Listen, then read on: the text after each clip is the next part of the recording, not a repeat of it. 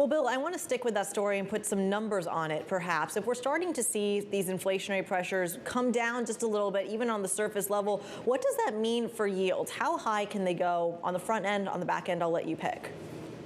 Yeah, it's really funny. So front-end yields are obviously very attractive. I mean, right now you're getting paid close to 5% to keep your money liquid and in cash. And yet the consensus out there seems to be you want to extend duration here. And my question is simple. Why, with the Fed in tightening mode and inflation over 7%, which we seem to be celebrating, would I buy a 10-year treasury at 3.5 and take 8 years of duration risk when I can get almost 5% on my cash? The only way that works is if the Fed immediately stops tightening very, very soon and immediately goes into easing mode.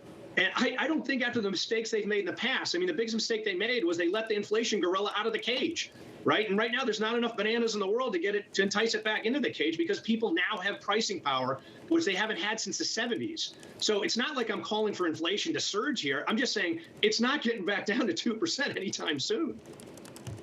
And Scott, in terms of your own positioning, thinking ahead to 2023, what's top of mind? Yeah, so Bill's right. I mean, there's a huge risk to owning 10-year treasuries at 3.5%.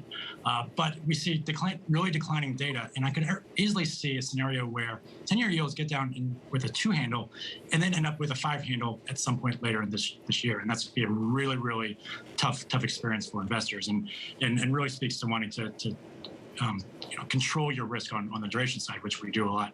The other thing is I think investors have also forgotten what it's like to invest in an environment with a inverted yield curve. For so long, everyone's just used to a very, that nice roll down that you get on the treasuries. That doesn't exist anymore.